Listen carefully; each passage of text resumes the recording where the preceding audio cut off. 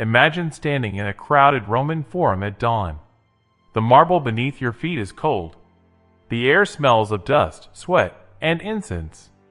Somewhere nearby, chains scrape against stone. The crowd has gathered early, not for celebration, not for justice as we understand it, but for a lesson.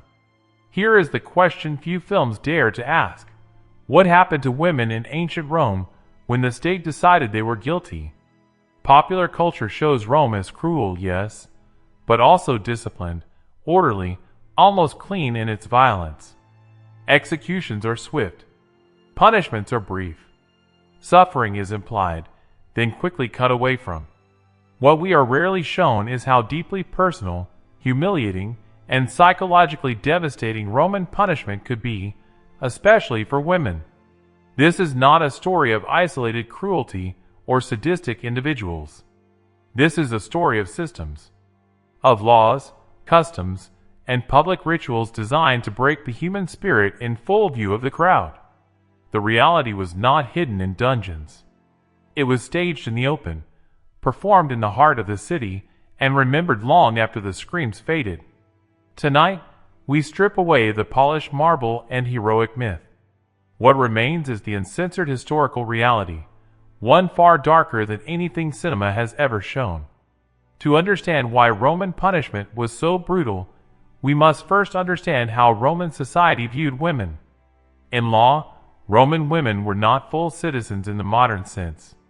They could not vote, could not hold public office, and for much of Roman history, they existed under the legal authority of a male guardian, first a father, then a husband, sometimes another male relative. Even wealthy women, even aristocrats, lived within this framework of control.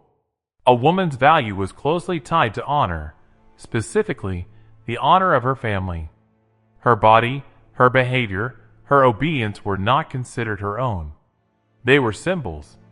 Any perceived violation was not merely a personal failing but a stain on male authority and public order. Shame, therefore, became a weapon.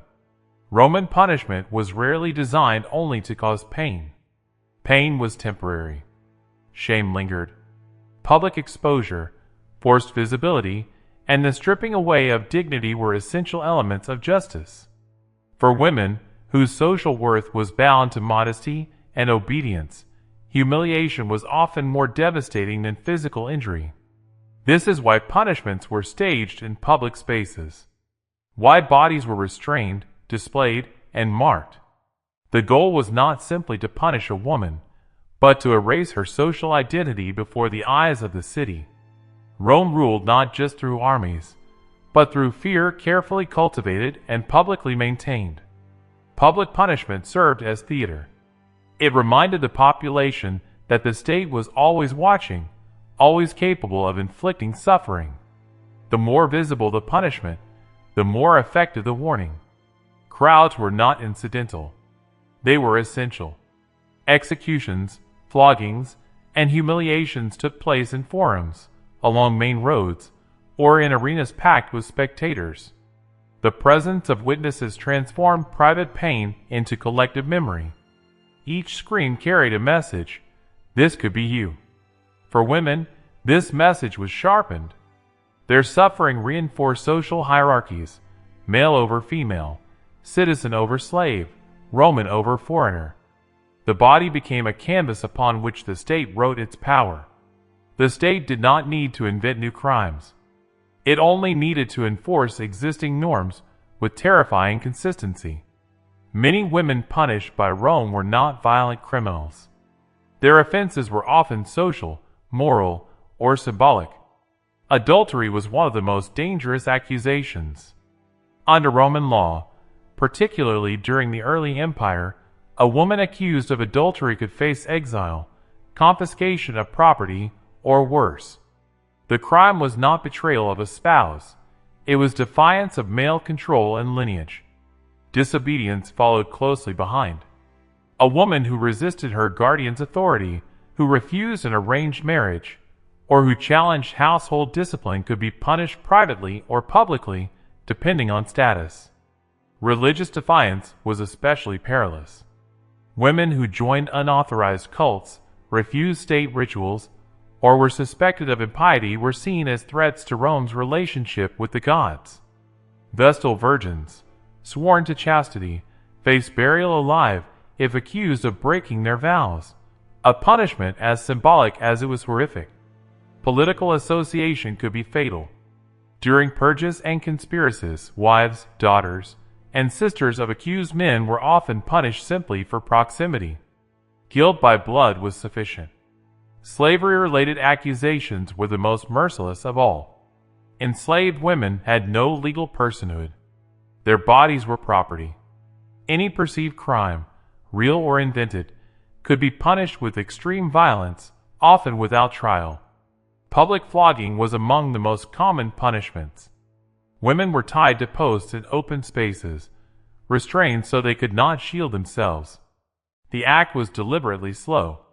Each strike was witnessed, counted, and absorbed not just by the victim, but by the crowd. Forced exposure followed. Women might be paraded through streets, chained or restrained, their heads shaved or garments altered to mark disgrace. This was not nudity for spectacle, but visibility as punishment, the transformation of a private individual into a public object. Stocks and restraints were used to immobilize women for hours or days. Positioned in marketplaces or near temples, they turned the victim into a living warning sign. Hunger, thirst, and mockery compounded the physical strain. Arena punishments were reserved for those deemed enemies of the state or the gods. Women could be condemned to face wild animals, not as combatants, but as symbols of Rome's absolute power. The arena crowd watched not a fight, but an erasure. Execution methods varied by status. Lower-class women and slaves might be crucified, a punishment designed for prolonged agony and maximum visibility. Noble women were sometimes granted mercy, in the form of forced suicide, but only after public disgrace, property seizure, and exile. These acts took place in forums, along roads, in prisons designed for containment rather than care. Rome did not hide its violence. It curated it. Class shaped suffering, but it did not eliminate it. Enslaved women were the most vulnerable. They could be punished on the testimony of their own torture. Their screams were legally admissible evidence. Their deaths required no justification beyond ownership. Freeborn women, especially noble women, were theoretically protected by status. In practice, political fear often erased these protections. During times of instability, elite women were accused, exiled, or executed to send messages to rival families.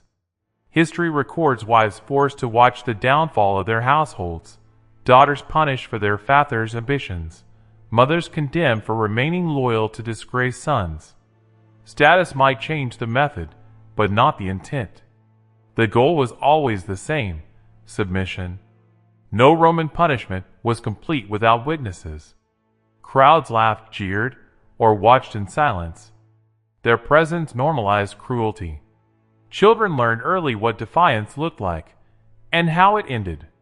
For victims, the psychological impact was devastating. To suffer pain is one thing. To suffer while being watched, judged, and remembered is another entirely. Many accounts describe women breaking not under physical strain, but under the weight of collective gaze. Rome taught its citizens to look, and not to look away.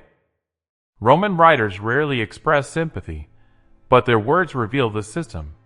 Tacitus describes women accused during political purges, noting their composure as they faced exile or death, an indirect testament to the inevitability they understood. Suetonius recounts punishments with chilling brevity, listing names and methods as though recording weather. Legal codes detail permitted punishments with clinical precision. Inscriptions commemorate executions without emotion. Together, they form a mosaic of normalized suffering. These were not aberrations. They were policy. Modern films soften Rome's brutality by focusing on spectacle rather than process. Violence is quick. Death is clean. women are spared the worst. What we never see is the waiting, the public display, the slow dismantling of identity, the crowd's role in transforming pain into entertainment. The truth is harder to watch and harder to forget.